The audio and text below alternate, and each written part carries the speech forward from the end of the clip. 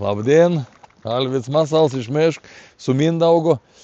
Mindaugs pakveitė į to veit, kur mes anksčiau, kas žiūrėjo senesnius video, kad užtaisėm naują veičių, vien žodžiu, ir laukiam, kur tai žvirs ateis. Tai žvirs pasirodė jau čia seniau, paskui tik tą kamerą pastatė. Ir malonu visada ir reiš sugrįžti to veit, kur pasiteisė Masals. Ir šiandien vėl mes šiandien užmastinsim. Tai Mindaugs gal daugiau papasakot, kiek čia įvykių buvo visokių. Ne, nu pagrindinis įvyks buvo tai, kad po savaitės atvarė, jeigu matos, čia nebuvo keurą.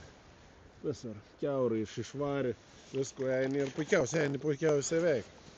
Taip, kad aš džiaugiuosi.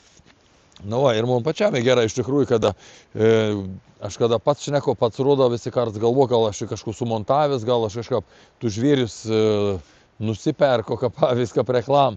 Niek panašaus nėra. Ir taip sulauku iš žmonių tų, reiškia, įperkis gerų komentarų, kiti ten video atsiunta, tai super, kas galite atsiųsti, žinai, žaima nėra pati geriausia. Tai tikrai nėra sneig ir tai žvėris nepol, nes žvėriai kapskavas laikys saugoms, bet vis dėlto neatein, kas jau atein, paragaun ir vėl nors sugrįžti, vėl į to veit, todėl kad šį kapsakiau vis laik kartuoju tų pat. Druska, mineralą, vis tai dalyką, kas reikalinga ant organizmo ir nesulygins kažkam paprastom druskom, kaip pavyzdį. Tai va. Pastebėjau, Alvidai, labai reikia atkreipdėmėsi, šėryklą statant jau pastebėjau vėjo kryptį.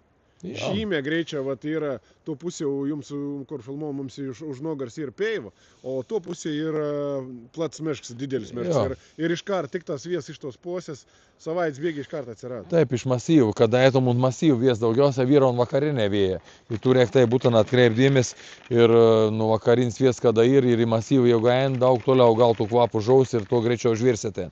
Tai va, super naujienas, Alvids su Mindaugu, Masals iki.